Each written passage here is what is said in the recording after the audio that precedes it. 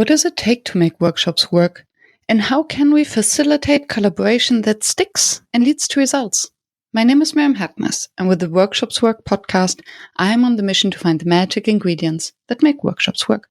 Today with me on the show is Jason Perelson, and we speak about the inner child on the boardroom table and the impact of attachment issues, early childhood, small t traumata, and how it impacts leadership today and what we can do about it.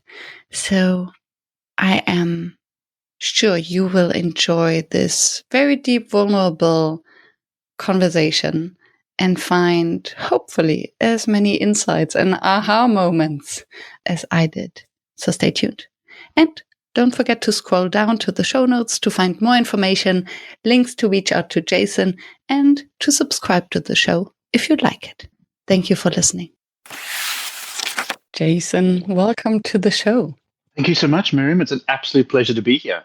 Yeah, I'm very excited about this conversation. I found you because an AI, Perplexity, recommended one of your articles on LinkedIn. Isn't that genius? You got to love AI, then. I fully support it now. Any preconceived reservations I've had, it doesn't matter anymore because now I get kudos from it. So it's good now.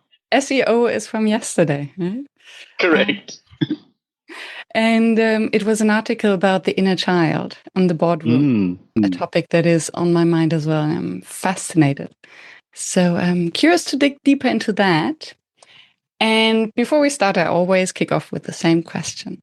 When did you start calling yourself a facilitator? And actually, do you? And I suppose, on reflecting on that question, I don't really, but it's a double-edged side of yes and no, because, I've held the role of facilitator multiple times, and I've facilitated many times, and I have been a facilitator and called myself a facilitator in the context of facilitating workshops. And yet, for some reason, I don't consider myself a facilitator. And I think the reason is potentially it's an unconscious bias. Even is that I feel like the role of a facilitator, or calling myself a facilitator, is in a moment in time. Whereas what a facilitator really does is draw out insights and draw out where we're trying to go with the group of people that we are with in the context in which we are there for a particular objective that we're aiming towards. And which is why I say it's an unconscious bias, because it could be just as easy to call myself a facilitator for exactly those reasons. But the idea of wedging strategy and insight is really compelling for me. And I think it comes down to as well where I have seen facilitation done less well is where the person in the role of facilitation is merely a bystander in the environment and moves people along, but adds nothing of value in the same room. And I think it's really important where it's possible. And in fairness, perhaps it's not always as possible, but to actually add insight to it, to be able to bring context, to be able to educate and guide to a degree those in the room, to help them grow, and not just merely have everyone else in the room come to a conclusion that they really could have come to without the facilitator being there in the first place, but mold the outcome to a degree. Yeah. So the facilitator being, more than a bystander.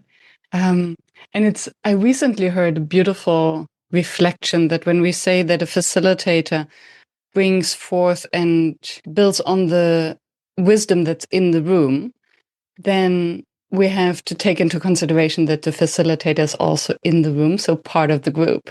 So why would a facilitator not contribute with their content matter expertise instead of just the structure and the guidance? Yes, exactly right. And all deference as well to facilitators, because I suppose there are two strings to that bow, whereas you may be facilitating a group on the grounds of your expertise as a facilitator, full stop, or you may be facilitating a group on the grounds of your expertise in that particular context, environment, and topic, and it so happens that you're also a good facilitator. And I think that's the differentiation about the level to which you add your own insight or your own sense to it. Because if you're really not there with any expertise, you may actually muddy the waters and make it worse. So a good facilitator knows that distinction, because ultimately to facilitate is to make things easy. So it's not just being easy in the room, but also after. What are you leaving people with? What is that experience going forward? How can they take this forward and do something with whatever it is that you've been working through? Yeah, yeah. And what I hear is a distinction between a capital F and small f facilitator. So someone who is using facilitation, but maybe wears rather the label of a consultant. I think that's a very valid distinction. Absolutely right. Yeah. And I think a consultant nowadays without facilitation skills is actually a very sad story. Yes, agreed. Absolutely agreed. Yeah. And so how would you call yourself then? What is it? Do you put a label on your forehead? Are you a consultant then? Or what is the really word kind of word? Yeah, no. It's also the word consultant has also actually just become muddied with subconscious bias and with all sorts of stereotypes and things. And I've struggled with even naming what it is I do because it's so many things. And it's another overused word, but it really is strategist to a degree. But it really jumps between ultimately what I do and who I am as a person that is fundamentally geared towards improving the lives of people. And the method by which we do that can take many, many different forms in terms of ultimately having a strategy up front of what you're trying to achieve, the principles by which that strategy is moving forward, which develops then to whatever the ideas are and the tactics that come from that. And often the tactic may actually very well be facilitating a workshop with a group of people or finding out how you can use messaging, persuasive storytelling, the principles of applied behavioral science, of which I am very much embedded into. All of those things ultimately need to then come out with some kind of social good. So that's always why I sort of defaulted to that strategist lens, because the output is so varied and because my skill set is relatively varied. Whether that's a good thing or a bad thing, I'm not quite sure. But the ideas have always stemmed from that. And I'm definitely much more focused on how that applies to shifting and changing behavior in a positive lens and an ethical lens, and how we might improve the lives of people through persuasive storytelling, narrative impacts, and thinking about how we can build motivation and shift ease and social policies and frameworks and all of those things that play into it. So I'm a bit of a mix and match oddbod of various few things, which you can just easily lump into the bucket of strategy. I love it. And I think there is, depending on the audience you're speaking to, I think these words make a big difference. And because there is maybe even a conscious bias against facilitators very often, then how to find other words to explain what we're doing in order to reach those who actually need the talent and facilitation to help them move in the right direction, which gets me directly into the topic of what we're speaking about. Because what do we call inner child, and we'll hopefully find a definition in a second, is pretty much unconscious. It's unconscious behavior. And I will just maybe put out a provocative hypothesis just to kick it off, and then see how we can peel the onion, that many corporate strategies, and we'll leave politics aside for now, are compromised or corrupted because of a lacking emotional maturity or literacy of the leaders, so to speak, that they're ruled by their inner child. That's a bold hypothesis that I would love to explore with you today. And I mean, you're preaching to the choir, of course. I don't think it's bold. I think it's just absolutely right. But that was really the premise of where I was going in terms of writing and unpacking this idea of the inner child, because it is absolutely this emotional driver that is, as you say, unconscious. And for the same reason as you, I had that hypothesis that so much of what is done is driven by this tiny little child that sits within us, that is ultimately looking for all the things that you can imagine a little child wants. So the way I kind of think about it, it's this youthful part of that psyche. It's, our early emotions, our experiences, the unmet needs that we have. So, as kids, we crave approval, avoid embarrassment, you act impulsively. And then in adulthood, our leaders, me, myself, I've completely put myself in all of these things as well, still subconsciously do exactly the same thing. It's not just a metaphor as much as it's a metaphor too, but it's backed up by psychology. There's a lot of insight that goes into how rational and very much in the quotation marks of corporate decisions have so much of these emotional undertones that are rooted in our childhood conditioning, whether we realize it or not. And I would hazard a guess 99.9% of the time we don't realize it. And that really is that key premise of the inner child in the boardroom. So basically that there is a wound or a trigger that we have at some point adopted in our childhood.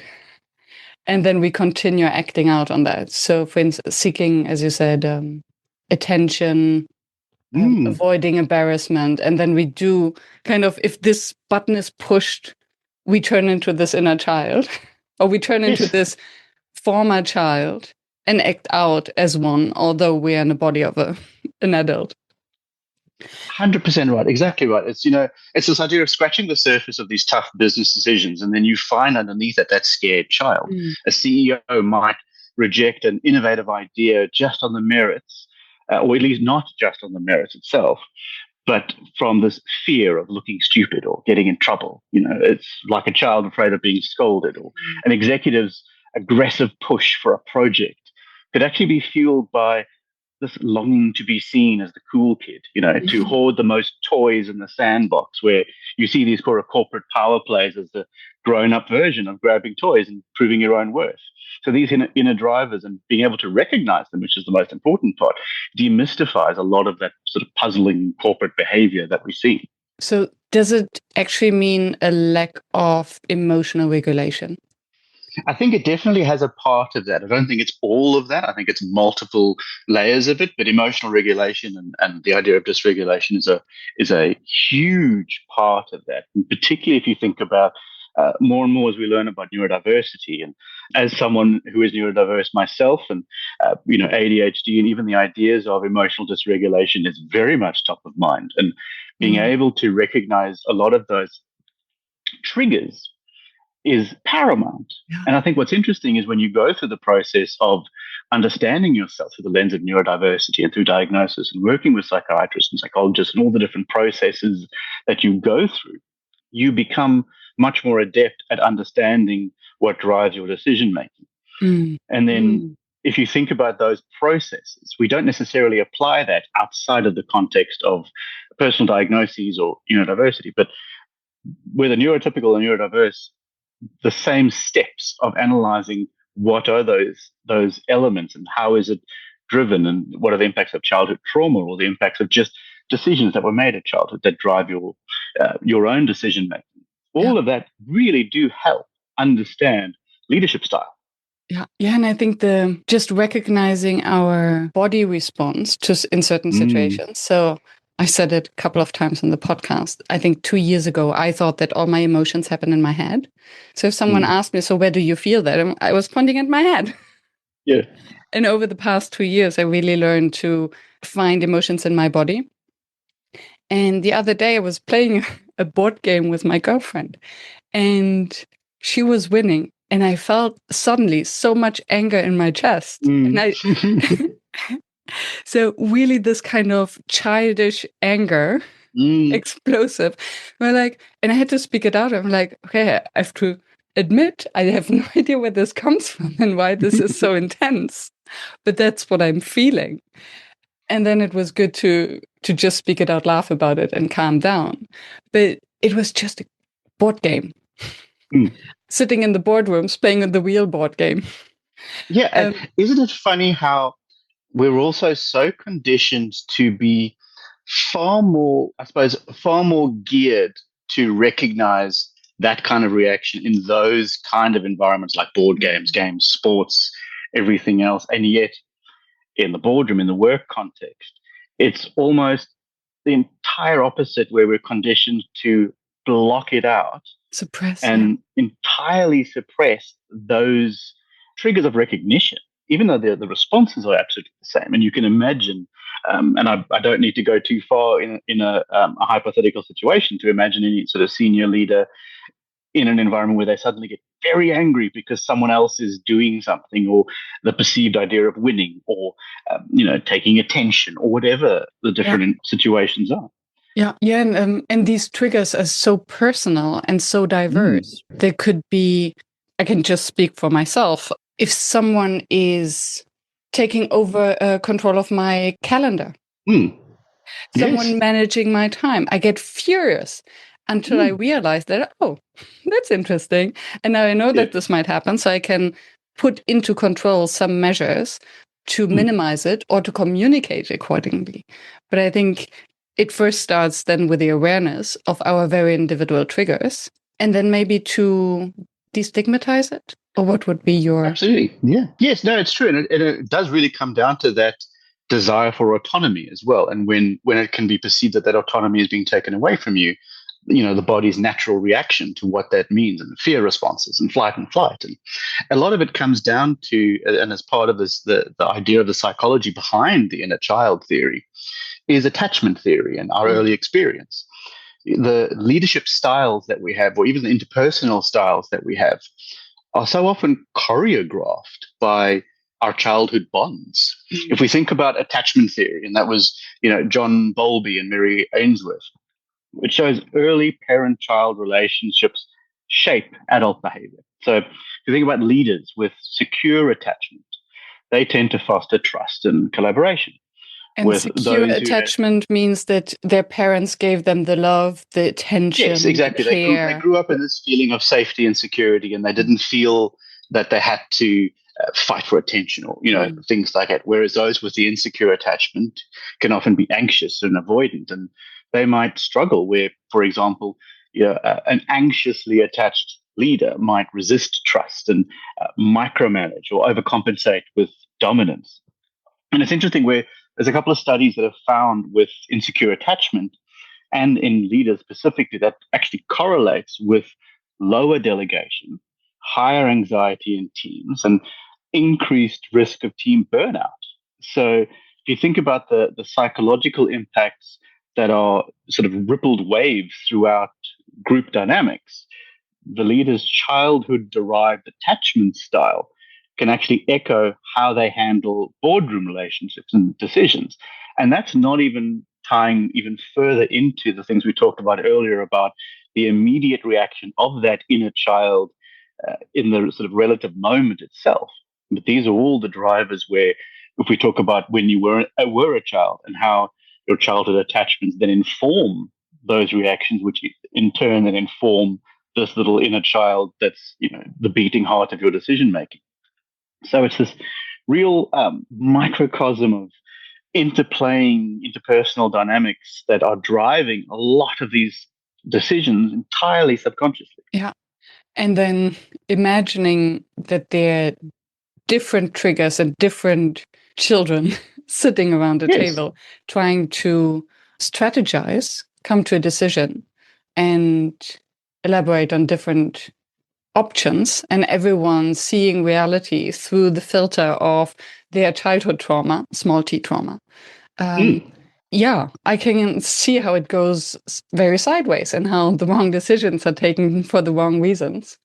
Exactly right. And even beyond the way in which we grow up, it doesn't necessarily determine a binary result of how we will react in the moment, because there is still that child who we are right now as adults who still have these reactions and still have these responses, which are just ingrained in how we do things, like insecurity and approval seeking, and often perfectionism even sometimes, and fear of failure, overreactions, emotional volatility, ego and bravado, and masking inferiority, and all of these pieces all come to play. And exactly like you say, it's never just one person in the room. So you imagine a whole group of 7-year-olds trying to make a decision about what to do. That's not necessarily always going to end well. Yeah. I don't know where I heard it, and I found it quite intriguing, and I never thought about it that way, that nobody has ever taught us that we don't stop growing up. Mm. So somehow we are raised, and maybe this has changed now with nowadays parents, that they don't tell their children that they will be grown up at the age of, 21. Yes. And I was discussing that recently, that brain science, neuroscience, only over the past 2 decades has actually realized that our brains continue to change basically Mm. until the end of our time. So literally, Mm. we don't stop growing up. But somehow the information hasn't landed anywhere. Correct, because there's always this drive to hit a milestone or be a new thing, or very much driven from, if you think about it, even sort of the various revolutions, industrial revolution, if you like, where at set amounts of time it's time to go to work, it's time to now have a job, it's time to do this. These are the societal expectations, and particularly with industrial eras where you had far less of the humanities in terms of arts and psychology and all of these things, which get us a greater understanding of life, philosophy, and things, where it was much more industrialized. We are set into patterns. Even if you think about in a traditional workplace, and I realize I'm diverging somewhat, but even just the idea of time carding or time sheeting or managing your time in law firms and consultancies and various other things about billable hours, all of which comes right down to industrialization. It comes right Yes. down to an industrial era that has been kept as a signifier of productivity, if you like. None of which is tied into the natural progressions of human life. And like exactly to your point about how we grow and how we learn and how we interact and how we tie all of this together. Yeah. Yeah. And so this notion of professionalism, Mm. how we do it, when we do it, by whose rules we obey, and what others think about us. Because at the end of the day, it all boils down to that, to protect this image. Yes. And maybe it's all cognitive dissonance. So to ensure or to fight the incongruence between the outside image and the inside image. Yes. And hence we're applying the wrong strategies, wrong coping strategies. Side note, I delivered a training last week, and it was very interesting because we spoke about participants who take their phones out in the middle of a training or workshop, and how this is quickly dismissed as disrespectful. And I was pointing at the fact that the phone very often serves as a pacifier for adults, because it's control, it's something familiar, it's soothing. So it's to regulate. Basically, if something is uncomfortable, we grab the phone as a pacifier. And so where was I going with that? Yes, that we're using the wrong tools Yes. to try to regulate our emotions and our discomforts. I think that's absolutely spot on. And it's this idea of, and you were talking about how, from a professionalism standpoint, the rules that we follow, the expectations that we have to meet. We come at that from a corporate world or a business world, or any number of different environments with a logical and rational lens. These are the ways professionals behave. These are the things that you have to do. These are the expectations that we have on you as an employee. Any number of scenarios like that. They're all built on this idea that it is prescribed steps that have a level of expectation, but completely disconnected with the way in which we think about things. And it disregards how and why, as employees, we might follow those rules. And I'm really just picking up a point you made where it is actually driven by that inner child. It is, oh, you wear this and you do this at work, and these are the steps to promotion. And so your response is, I need to look good. I don't want to be, seen as the loser. I want to be the cool kid. I want to look the nicest because I don't want the kids to think that I am too poor, or I don't want them to think that I don't have the coolest stuff. So please, can you buy me a PlayStation? Which is really the adult version of that in the corporate workplaces. I need a new suit or a tie or any number of different things that tie into that. Was my laptop cool? What bag do I have? And not even thinking whether we actually want the promotion. I think that's correct. This automatism that, oh, someone offers me something, a reward, a recognition. Of course, I need to want that. I was recently speaking to someone and I found that so inspiring, who has worked in a corporate consulting job for over 20 years and said that he doesn't want the promotion.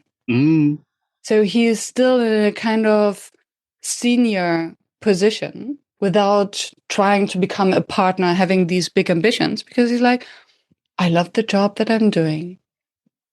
I have all the freedom. Why do I need more money and a title if the responsibilities and constraints and restrictions don't suit me? And I find this such a sign of emotional maturity, actually. Correct. And autonomy. Yes. And I wouldn't be surprised if you trace that back, you'd find secure attachment that was around that inner child in the early days to have that real emotional maturity. Because you're spot on. I mean, I've done this many times and I've been fortunate enough to hold senior executive positions in large firms and have had teams of people. And when they would come and particularly your sort of middle management, sort of leading up towards your senior and discuss, I'd like to talk about promotion. Many times, if not all the time, my first question was, why? Why do you want the job? Is it money? Is it title? And is it the actual job you want to do? Because there'll be three things, which also comes down. It's always correct. It's always those inner child elements of, well, I want more money because it's status, or I want more money because I've got to pay a mortgage, and there's practical elements to that. Well, I want to have the title because it's cool, or it's a status thing, or a number of things. And very rarely do you actually get to the real answer being about the role and the work. It's more often the two first things. And there's not a lot known about the role, but sure, I'll do it anyway. Because often as you progress to very senior levels, the work isn't great. It's very stressful. It's very demanding. It's actually not a nice job sometimes. So to the same point as your example, sometimes stay where you are. You can get more salary. You can ask for salary uplifts and things like that, which doesn't mean you have to change your role and change your title, which really does come down to this same premise about the inner child. And I think it's also worth mentioning as well that the inner child itself is actually not necessarily all bad either. There is that side of the healthy inner child, not just looking at and blaming these sort of negative behaviors, but also a healed, playful inner child is a huge asset. And it's a huge asset to ourselves as individuals when we are that inner child, but also to team dynamics. And when you particularly do the work, where if that's to heal past wounds or even just having had a secure and safe upbringing, or even just being a healthy inner child, you have this curiosity, this creativity, this authenticity, where you can bring a sense of play and innovation, that wild-eyed wonder that children have, and bringing that to problem solving. And you can foster fun, psychologically safe cultures and be comfortable in those environments. And that side of the inner child in the boardroom is, and that's why I think the goal of this topic isn't to banish that inner child or to make that child grow up, but heal and integrate it and fully understand how we can recognize and support our inner children, notice what are those things that make us angry when we're losing the game, but free up that positive energy and look for that vision and the bold ideas and that passion and collaborative spirit that, that inner child can really play a key part in our lives just as much as in our work. Yeah. And what I hear is that the inner child also sends us signals that we care about something. So it's maybe an overreaction for what it is at the moment because we're grown-ups. But the impulse can teach us something in one way or another. Absolutely. And then you speak about healing. So how do you do that? I mean, if I had the answer, I'd be incredibly wealthy. And there's obviously lots of different methods, and talking and seeing people, and I think that's an incredibly important part, and finding professional support if needed. But even if I think about myself, and which is why I always make sure I mention the fact that anything I say about inner child or anybody else applies to myself too. I'm fortunate that I have been able to go through a bit of a journey to recognize some of this in myself just as much. And I think part of it is the willingness to recognize that we are all flawed. and the willingness to recognize how often we failed, and being able to start there to then go, okay, so what is this about actually? How and why is the way I'm responding the way I'm responding?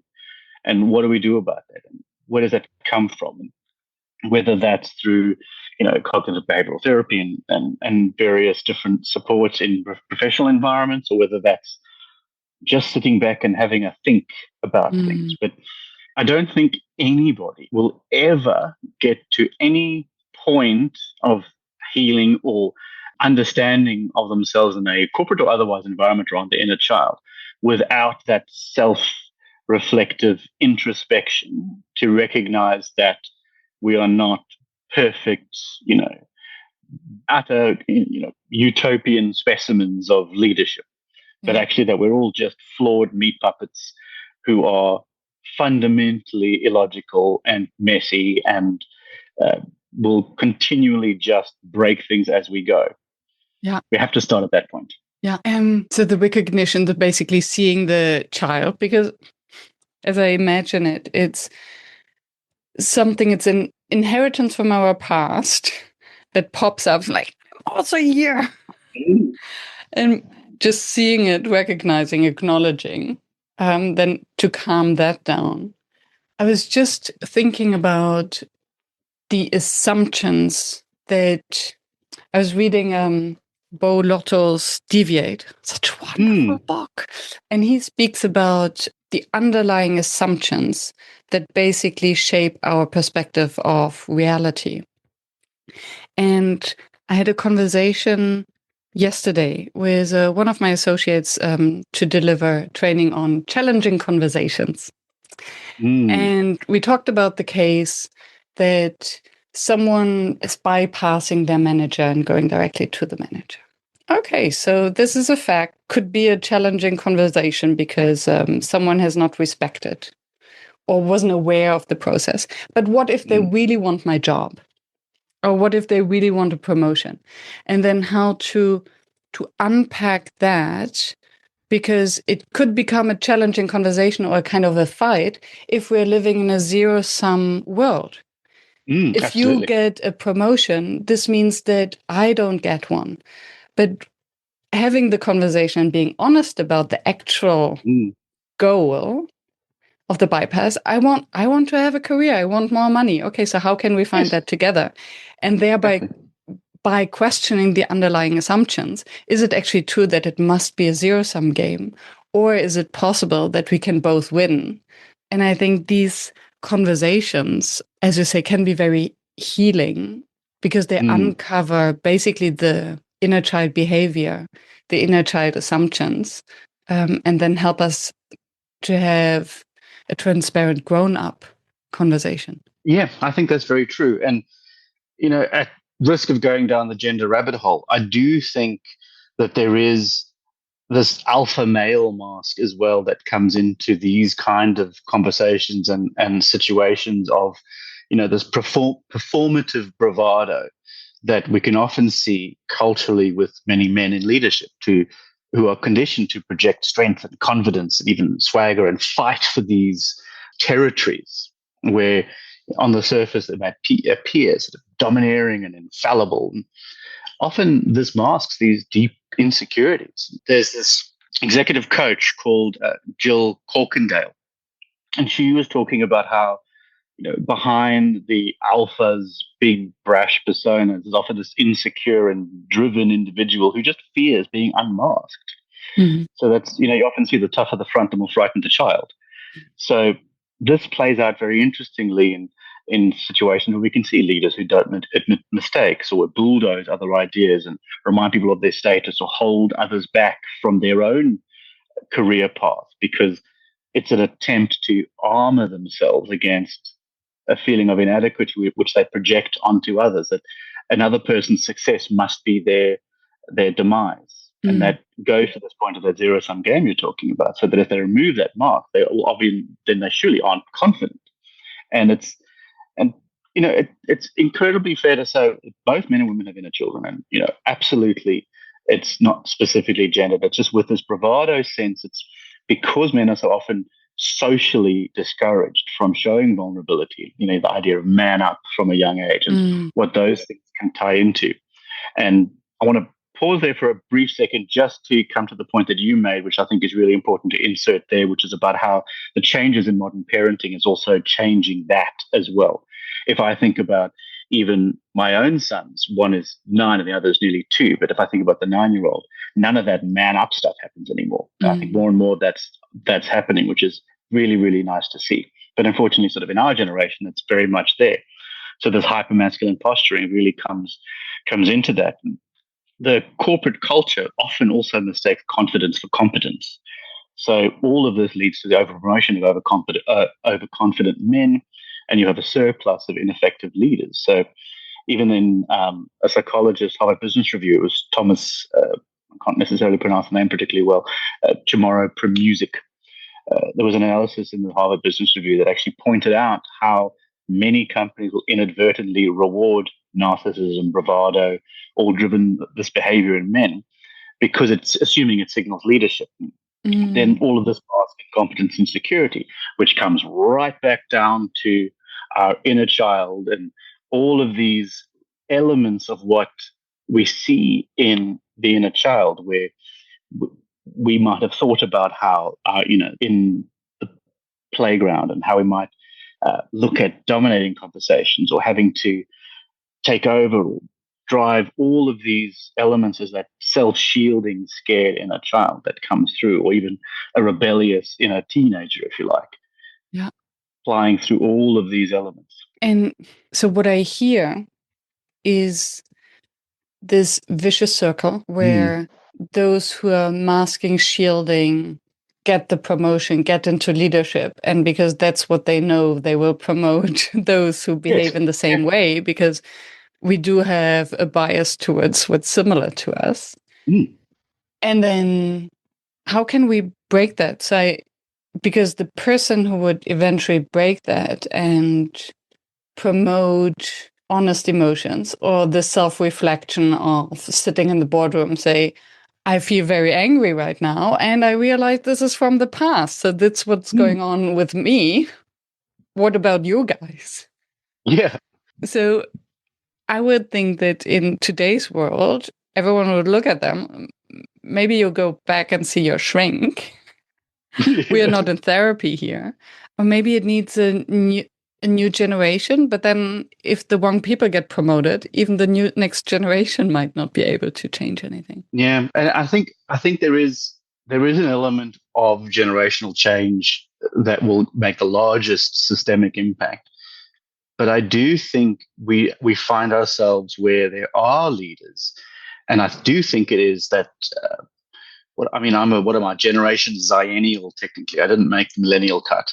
So, but it is that late Gen X into your elder millennials, that era, who are tending to find themselves in more senior positions, who are more mental health conscious and wellness conscious, who are more focused on psychological safety, who will begin those processes of stepping out of the silent protest element of the boardroom by just not saying anything at all and talking behind a leader's back, and into being able to outwardly talk about it. Because the key to changing that perception is ultimately demonstrating and continually demonstrating that vulnerability is strength, and emphasizing where true leadership strength lies in vulnerability and not bravado, and allowing those inner children to feel safe and to create these secure attachment environments, if they were not there in childhood, for the inner child of the now,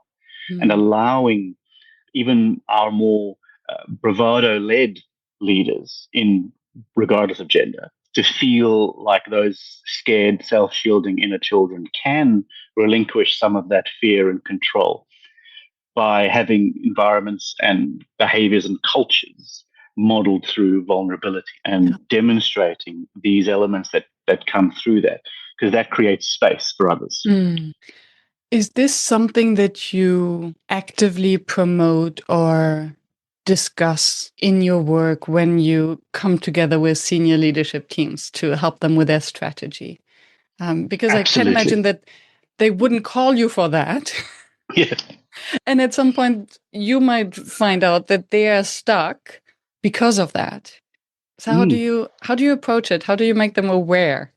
I mean, in a number of different ways. And I think it very much environment and context dependent and very much based on who I'm talking to and what they're ready for.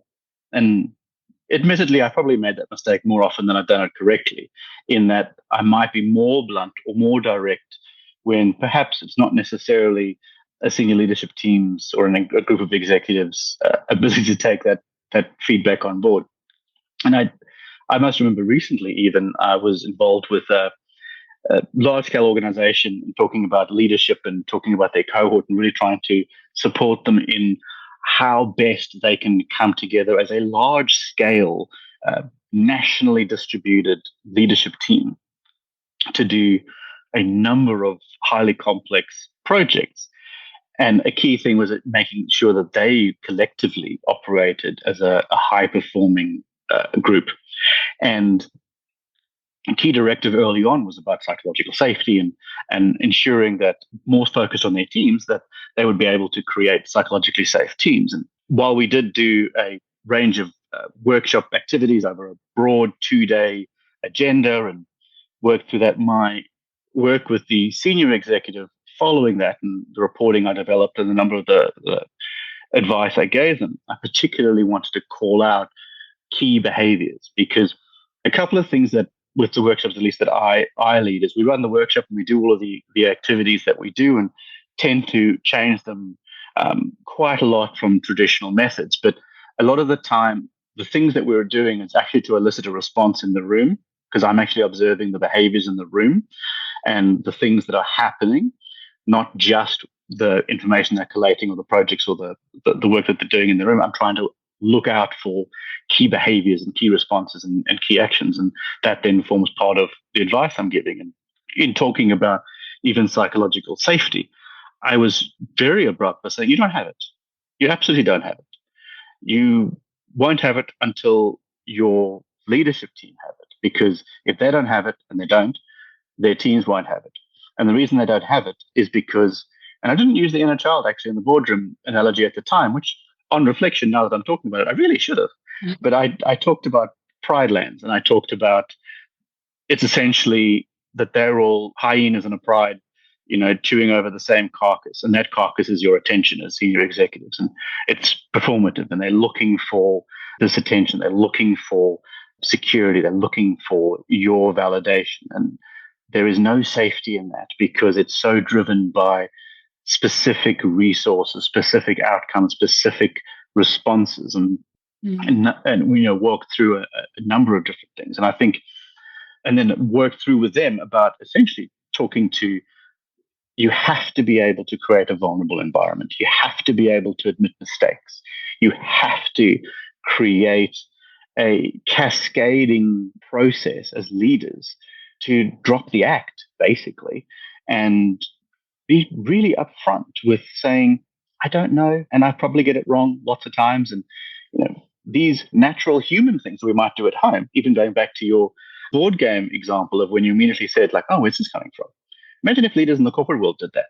Completely the same thing that we would normally do, but we don't do it in those environments. And I think that's a key element. And it's something that I definitely do with leaders and even with teams that I've led or worked with or been fortunate to be led by, where model vulnerability and talking about grief, talking about how we're feeling, crying with each other. Those things are fundamentally important in bonding. And, I will often say I'm a complete idiot for most things. And that's okay, because I'll ask someone's advice if I don't know or get it right, or even if I think I'm doing it right, I'm probably wrong. And if someone tells me I'm wrong, I will generally fall on my sword and say, you're absolutely right, I was an idiot. Because I actually probably was. And if I tried to push back, or if I tried to say, no, I wasn't an idiot, I said that on purpose, and that was a test, and all those sort of things, I just maintain being stupid. It doesn't change anything other than everyone else's dislike of me. Yeah. And thank you for walking us through that. And I love what you said, that if a leadership team is still in this pretending, seeking, how do you call that? Like attention seeking. Yes, and being the strongest, they cannot have psychological safety, Yeah. because it is basically this inauthentic mask. So if we don't Mm. admit what is actually going on, we sense that and we have the impression that something is wrong, so we cannot be trusted. Yes, exactly right. And there's nothing wrong with wanting a promotion. There's nothing wrong with ambition or career development or anything like that. But I think it's important to admit exactly what it is you want and why you want it to yourself first and foremost, and then building that into how you operate as a team, as a leader, or as a leader who's being approached by someone who wants career development. Because I think that's really the key to it. And it's so funny. I'm thinking back to a conversation I had about radical honesty Mm, and how we often don't speak out our truth because we are afraid of someone's judgment. And very mm. often, the assumption of someone else's judgment is actually our own judgment. Yes. And if we speak, because not speaking, there's something, especially I think for women, to admit that we want a promotion or we want more money or we want more status. It's like, oh, that's not a woman kind of thing to do and to say and to admit. So my assumption would be that women have more of the undercurrent, the kind of way to talk around it or to try to get to their goal without speaking it out, because they assume that they will be judged, and most probably nobody would. So it all starts with admitting, first being honest to oneself, and then not making assumptions for the other people. Yes, and I think that's very true. And it behooves us to create environments that enables that sense of safety and that sense of feeling that it is okay to want something for yourself and it's okay to have an open dialogue about it. And I remember it was probably a couple of years ago now in working in a co-design for business strategy and a whole plan about a number of things for an organization. We talked through things like career pathways and how we structure that in a way that is equitable, and particularly, looking at what are the steps that we can take to make it a gender safe environment for career development. And I will quote here to the wonderful women and executives in the room who were talking this through, because I don't for 1 minute want to represent the female experience in this, but talking through and the examples given around, when promotions or salary uplifts are a process that you have to sort of self-nominate, you disproportionately affect women because for all those reasons you just brought up, women might be less likely to just come up and say, hey, I want a promotion, whereas men will more likely go, hey, boss, I'd like the job. So, how do we make sure that we set processes that are staged, that allow those opportunities to just say, yes, please, I would like one, rather than expecting others to take it upon themselves because of these elements, all of which is a patriarchal system that has been designed for all of these inner child elements that just really don't apply to how we all feel. And I think it's even safe to say for a number of men as well, just as much as the women example, are also not necessarily geared and confident to say, hey, I'd like a promotion. Can I just have it, please? Whether, interpersonally or even via email, there's a multitude of different types of people and ways we engage that we want, and all of which is killed by these strength-based inner child with an insecure attachment background controlled environments versus vulnerability.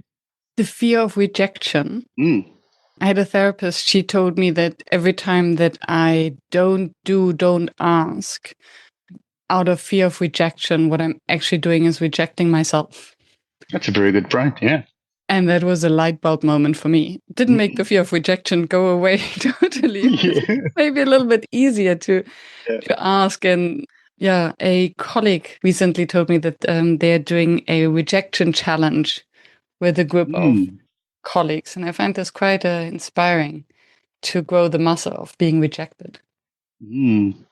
That's a really good idea because it is terrifying. And, many are, for all the same reason we've talked about, many will just say, no, it's absolutely normal. It's terrifying. And that's if I think about myself as well, it's very much driven by the inner child. I don't want you to reject me. You're kicking sand in my face in the playground, or you don't want to be my friend, or me being I'm the nerdy kid in the corner that's eating lunch alone. I don't want to be that kid. And it all comes down to that. Absolutely. And it's so funny that we all have it. It's rarely spoken about, or only in a very abstract way, but not how it actually impacts our daily decision making, our business strategies, our limitations. Mm. And what I find fascinating is, although we cognitively know that it's irrational because we won't die. Yes. And maybe even the other person won't even reject us if we ask. Mm. It's still difficult. Absolutely. Yeah. Because the monster in our imagination is far greater than the monster in reality. And so when we stay in that place of imagination, this monster just sits there staring at us with, jagged teeth and all of these fears that we manifest for ourselves. And yeah, maybe there will be a monster. Absolutely, maybe. But it's probably not as bad and it probably won't last as long and you'll probably survive, exactly like you say, you won't die.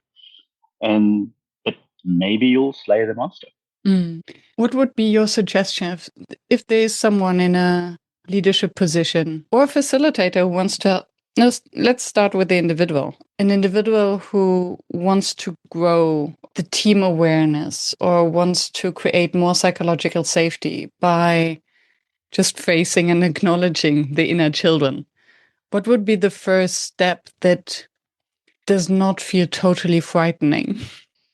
You know what it might be? It might even be, there's an exercise one could do if I'm thinking about it, and it's around just visualize, and maybe particularly for the individual, whether that's for themselves and understanding themselves better or the environment in which they work, but visualizing this idea of the power suit versus the inner child, where if you think about, we all wear uniforms, right? As adults, we all have some form of a uniform. It's the suit we wear to work, or it's the literal uniform that we might use to the job that we have, or it's the active wear we wear to gym that has a particular brand name, or whatever it is. We all have a uniform at some point. But under that uniform is this person who's shaped by childhood. So if one were to say to themselves, or even as an exercise, those big meeting rooms aren't just filled with power suits, they're filled with hopes and fears and dreams that began long, long ago in the heart of the kids who never really left us. That drives this idea of humanity through, behind all that formality. And I think there is an exercise to then saying, what might those hopes and fears and dreams be for myself and for the people in the room? If I were to imagine all of these people in the boardroom that may be sitting around a table for me, and I picture in my mind they're all their 7-year-old, 8-year-old selves. What do they look like? What are they wearing? Where did they grow up? Whether we know this about the person or not is probably immaterial. You can make that up for the purposes of that sort of exercise. But what we know about them and their actions, what might their hopes and fears have been? Did they want to do this as a child? And if they're, think about a CEO who wants to go and acquire thousands and thousands of companies and, be listed on the stock exchange and make a gazillion bucks. Why? What's that about? Maybe it's entirely altruistic and all they want to do is change the world for the better. Unlikely. Maybe that's about showing that they've actually meant something. Where did they go at school? Was there a challenge that they faced? And, we talk often very unfairly about short man syndrome, and I don't think it is true or accurate. However, there are elements of that inner child where the conditions by which we grow and the height that we may have had would have or potentially had an effect on us as children based on the reaction of other children, because all children at some point are awful. So that even may have a driver to how someone reacts to going, well, I want the things because now I can show people that I am cool and maybe you'll come play at my house. All of those things tie into that. And that, I think, is a key element for the individual. Thank you. It's I got goosebumps when you described that. Because I hear a level of compassion with each other that we rarely actually take time for. And I think compassion is actually very true.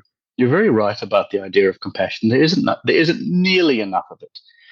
And it's vitally important because no one is necessarily born evil, or no one, particularly in a corporate environment or work environments, are necessarily bad people or evil people or anything like that. You know, uh, there's a great quote by an author. I think there's a number of different things to his name, Primo Levi, and he talks about monsters exist, but there are too few in number to. I'm going to mess up the quote now, so this is me just paraphrasing. But monsters exist, but there are too few in number to make any difference. And more scary are the everyday people, the functionaries who are just willing to go along without saying anything, which really applies to the world at the moment. But it is that idea of and to Nazi Germany. Yeah, exactly right. But the idea really being is people are not actually bad. And nobody wants to be the bad person. Nobody looks in the mirror thinking they're the bad person. They all have their Correct. reasons Correct. to somehow argue that they're the good ones and nobody gets them. Yes, exactly. And I would say 99% of the cases when the people we deal with in our workshops, in our sessions, they are not dealing with psychopaths. They are dealing with colleagues who have their insecurities, as you say, and their upbringings and their struggles. Exactly. And then I think the demonization, is that English, of the other person is also a defense mechanism. Correct. Oh, they're excluding me on purpose because someone forgot to CC me or to invite me to the meeting. Taking it overly personal instead of just seeing them as human beings who might have made a mistake. Correct. And that goes right back to the idea of rejection as well. And that we must have an enemy. An enemy is someone that we have to then face against. It means it is someone that we stand up to or we are angry with for whatever reason. So it post-rationalizes our own defense mechanism that we put in place in the first place to respond to our own fears and fears of rejection and all of the other pieces at play.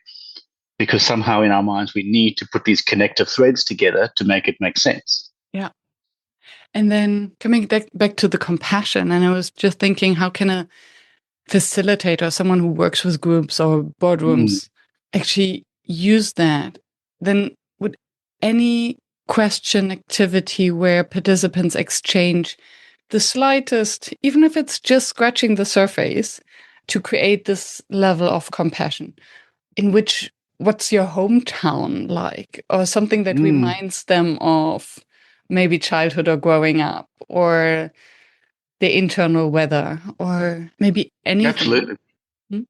There's a couple of things that I've seen done well, but it also makes me think about, and it was Brene Brown who talked about armor and this idea of, and it was very much on the principle of the defense mechanisms and how all of this plays together, but playing on this idea of being armored versus daring, and this analogy of how armor is that performative bravado we talked about, and we leaders put on this armor to shield their inner child. But the biggest barrier to this creative leadership is not fear, it was the armor that we use to protect ourselves from the fear, was sort of her point. But if you trade armor with openness, it's what you get to daring leadership. There's even an old Russian proverb, which I will completely mess and rephrase, but it's the basic one we all know about. Brave isn't the absence of fear, but it is feeling fear and going anyway. And it's the same thing in leadership. And so if we use this idea of the mask metaphor and, thinking about armor in that context, and we ask our audience in a workshop to imagine themselves as an armored knight versus an unarmored person in a conversation, where the armored one might feel protected, but they also can't feel touch or a hug. Then leadership, that armor, that bravado, that aloofness, it protects your ego, but it isolates you. Yeah.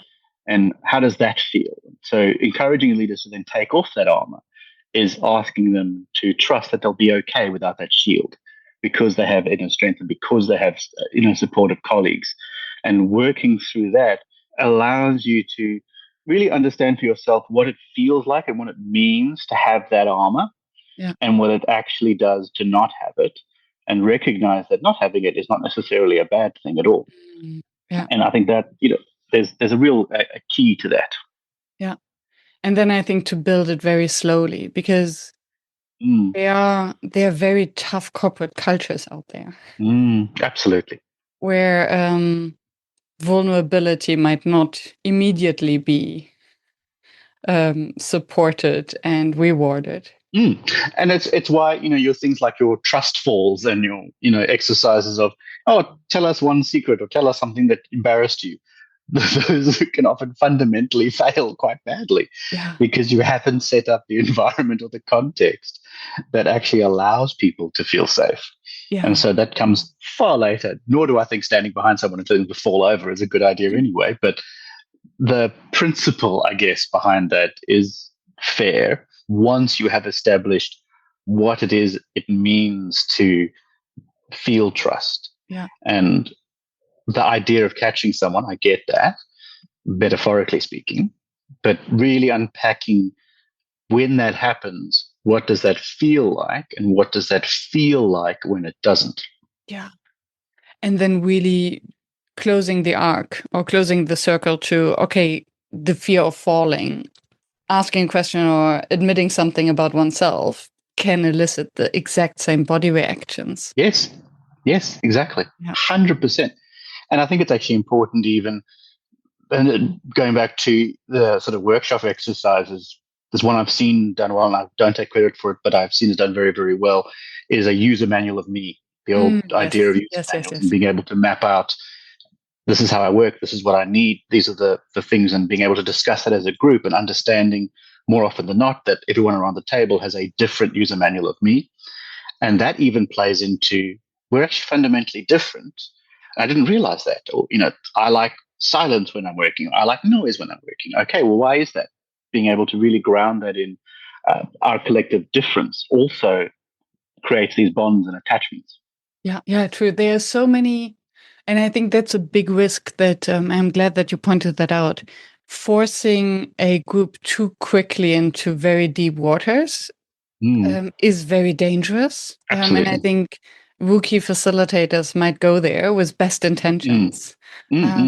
And there's no need actually to go so deep immediately, because these user manuals of me can be very safe. Just asking, do you think to speak or speak to think? Yes. I can drive people around me crazy because I am sometimes just like a live broadcast of my brain, because I have to speak out everything that's going on so that I understand what I mean. Absolutely right. Absolutely. And even just that small connection with somebody else to go, oh, yes, I've seen that behavior. And I might have at the time gone, well, that's annoying. But now I know that and actually that's just your way of processing. And, oh, okay. And the same example, with me is I tend to write when it's emails or really anything in stream of consciousness. And that goes to the neurodiversity as well. But I will just write. So I actually write very, very long emails, which can be very annoying to people. And I recognize that. And sometimes I don't realize that I'm doing it either. But I will have often consciously then tried to go back to the email and then do a little brief summary up top or do bullet points or something to try and improve that. And what I've failed to do many times in the past is do something like a user manual of me in the workplace, not even in a workshop environment, to go, look, I'm probably going to write a very, very long email.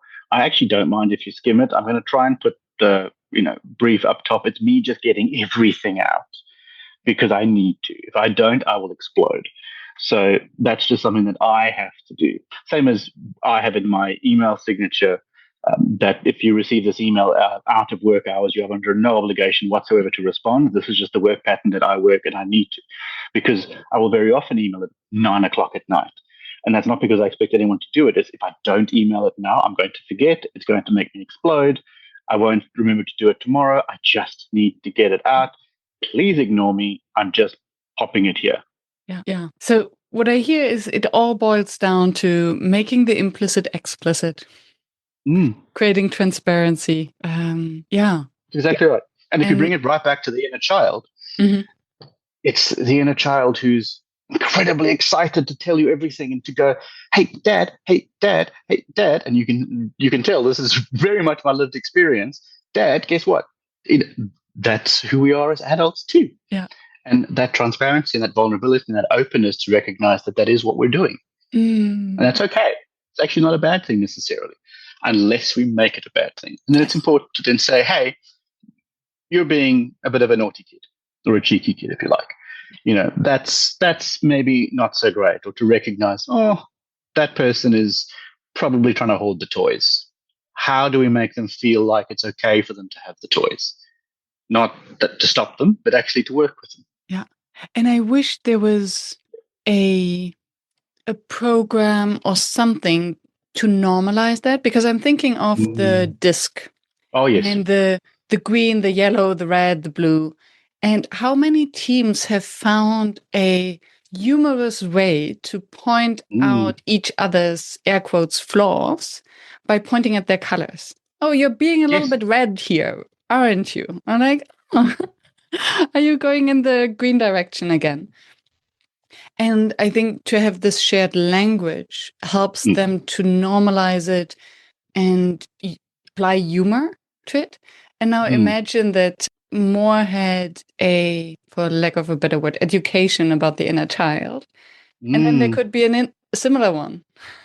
I think you're so right, because you're absolutely right about the shared language. And regardless of anyone's opinion of the efficacy of these things, Myers-Briggs or otherwise, I remember having done forgotten the name of it, but it's also the red, green, and blue, and your overdone strengths and all of that.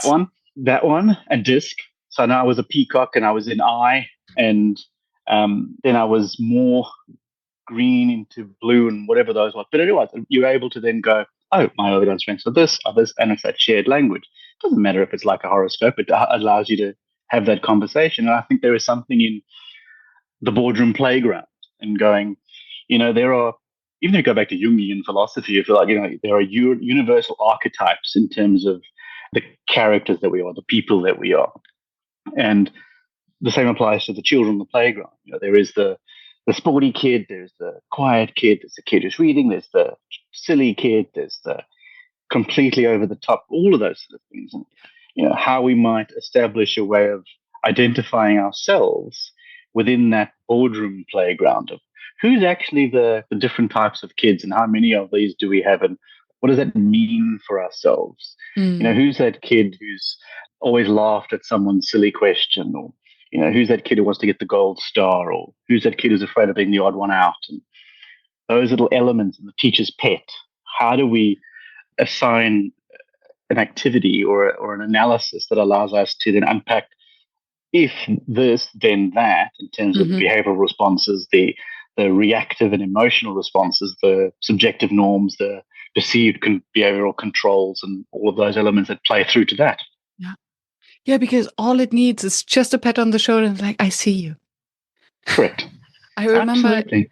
So there's the inner, and it's funny. I now see. Now it all makes sense.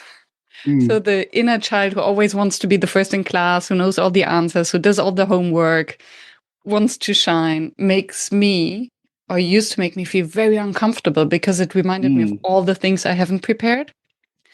And I at some point realized that all they need to hear is, oh yeah, thank you so much for making the effort, and giving them a little pedestal to shine for a minute.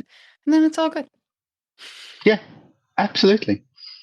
Yeah, fascinating. We're running out of time. And I'm loving this. I've had so many light bulb moments. What would be your advice to your younger self? Oh, that could go in so many different ways. Talking about the inner child, yeah. Absolutely. And I've never lost that inner child, for good and for bad. I both appreciate the inner child that I have, and the sense of wonder and whimsy and interest and curiosity and creativity for the world, just as much as that I know that my inner child is entirely fearful and terrified of any shame whatsoever, and faces the world as if any number of things could come collapsing down at any moment. I think my advice to my younger self would be to not worry as much, to just face the world as it comes. And it comes from, if I think about how even my career trajectory went over the last 25 years, I've always followed the principle of yes and, whether I knew it at the time or not, and very much later identified it as clearly a life philosophy based on the improvisational technique of yes and essentially building on and agreeing to. But it came from, I always accepted opportunity, no matter what it was. I just went, yes, okay, let's try that. And if something came along and someone said, oh, would you like to do this? I would go, yes. And I would just throw myself into it and figure it out. And so I ended up with an incredibly varied career going and doing all sorts of different weird things.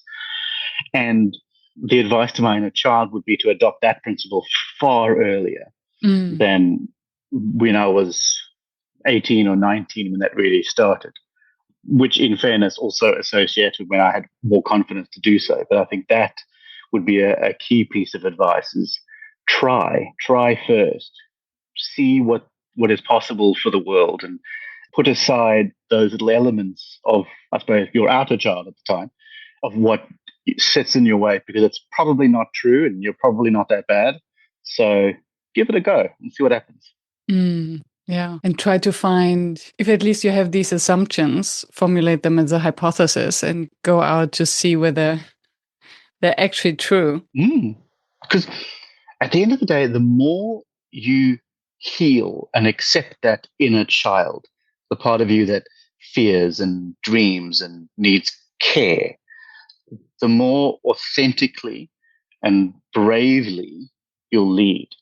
Now, that's, if we, even thinking about it in practical terms, if you're facing a tough call in a work environment or whatever it is, to take a moment and check in with yourself, not just logically, but emotionally. And even just that pause and recognizing, okay, part of me is scared here.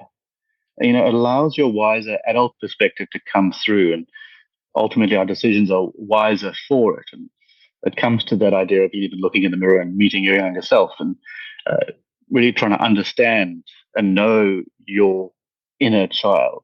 Because at the end of the day, we're all just kids who grew up and still growing. Only grew up on the outside.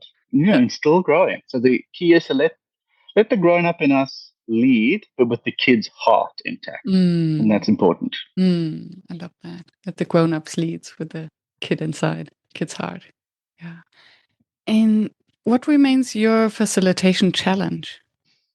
My facilitation challenge is mostly centered around myself, and not in a self-centered way, or I suppose that flies in the face of what I just said, but I think my own greatest challenge on self-reflection is my ability to control that excitable inner child as a facilitator. And I think where I have, I don't want to go as far as to say it's failed, but where I have often maybe taken it too far in some occasions is injected my own self too much in environments. And I think my facilitation challenge, as is evident even by our conversation now, is to sometimes stop talking. And I completely recognize that of myself. And I think that for me is the challenge of recognizing and understanding and feeling the environment in the room. One thing I do think I'm very good at is allowing silence to sit for as long as possible and letting uncomfort then spur it on. However, I think I need to create better environments that has less of myself in it to allow a much greater participation in the moment and make sure that I'm putting the people in the room first. And I think the reason I really go to myself is I don't know if I could really identify a facilitation challenge that is on behalf of groups or, clients or different leadership teams, because they're all so varied and all such wonderful people. And the mere fact that you're in the room at the time, whether mandatory or otherwise, you're there for a collective outcome. And so I don't put anything on any one of those rooms as something that is insurmountable or something that is a challenge, but rather it is on me to make sure that that's successful and continuously learn and adapt as I go, and then recognize the inner child who then comes out and triggers along. Yeah. Thank you. And I do recognize myself in that. And I wonder whether it's part of this speak to think formula. Yes. And I think paired with allowing silence for it to settle, it can be actually quite powerful, because that's something that I have recognized throughout the, 330 weeks hosting the podcast. In the beginning, I would ask questions and put myself in the background and not share too much because I didn't want to take over the stage, so to speak, but let the guest shine.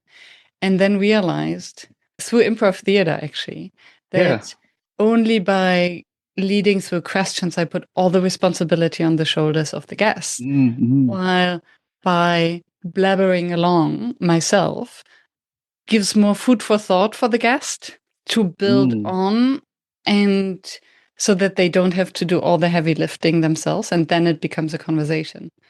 And I wonder to what extent in groups it might be similar. So giving them a few anchor points or angles to look at, different perspectives, and then the pause to reflect might be just as successful or effective as allowing for more space. I think it's, depends on the personality. And I think, and that's a very important lesson, I think, for what is the difference between facilitation, small f and capital F, is that ability to find that balance that creates that level of comfort and the level of engagement to then prime more conversations by inserting yourself somewhat.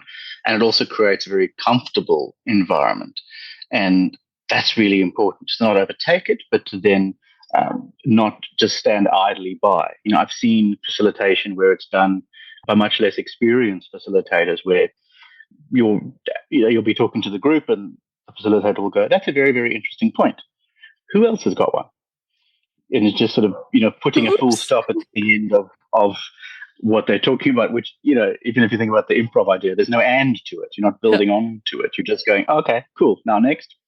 And so even in the context of this podcast, I think we would be all worse off for it if you didn't involve yourself in the conversation, because you are so accomplished and bring so much expertise and knowledge, and particularly in the context of, professionalism and the inner child and workshop and facilitation, it's a vitally important part to pull that insight through and creates this natural conversation, which is also the key to facilitation effectively, and building those safe spaces in which people can feel like they can bring out their ideas and be involved in all of this.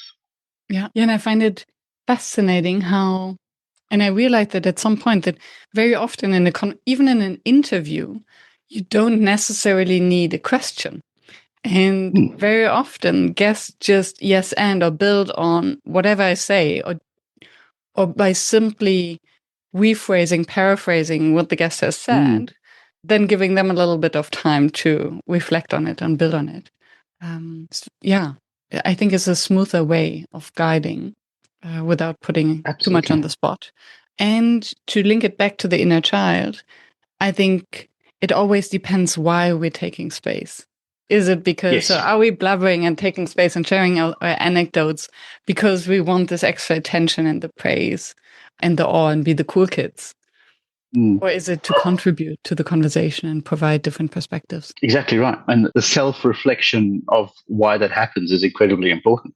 I know for myself, it's probably a combination of all of them, really. It's the complete bubbling excitement about all of these things because I find it so exciting and fascinating and cool and interesting. And so I just want to share everything because it's my inner child going, "Hey, guess what? And then it's also absolutely an element of, but then you also know I know cool stuff, and that'd be nice. And, wouldn't it be cool if someone heard what I have to say and thinks, "Oh, he's kind of smart. Yeah. That's cool." Of course, all of that plays in. The inner child will be beaming because of it. Yeah, fascinating. I could go on and on and on. Oh, absolutely. Me too. Thank you so much, Jason. Is there anything that you wanted to drop, to mention, to share that we haven't touched upon? No, I think we have really hammered on the point. I think what's probably a key summation really is that while we talk a lot in the board and a lot of different things about the inner child, it's a concept that isn't just fluffy. And I think particularly for people in the context of a business or corporate world, it's not just this fluffy idea. There is a serious backing in scientific research and evidence that supports why this happens. And once we peel back the layers, and we've talked about it in very broad and flippant terms to make it just at least interesting to listen to, but there is research, and I think it's imperative for people to delve deeper into what it is that plays into our element of professionalism and what we can do about it, and how, in practical terms, we can take steps to identify it in ourselves and others, to work through it, and how to leverage it in multiple contexts. I think that's important. Yes, thank you. And hopefully it will spread further to really take the woo away from it. Yes, absolutely. And the fluff, yeah. Thank you, Jason. And thank you. Thank you for having me. Thank you for staying tuned and for listening until the very end. I hope that you found the inspiration and the wisdom that you are looking for.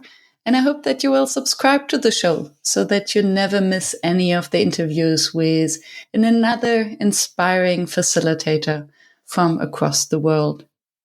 I'm devoted to continue this podcast and to deliver weekly an episode that maintains the quality that you expect and you deserve.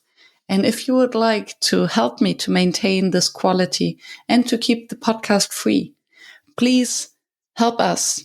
Visit workshops.work/support to make a small donation to keep the podcast free. Thank you so much. I hope to be in your ears next week.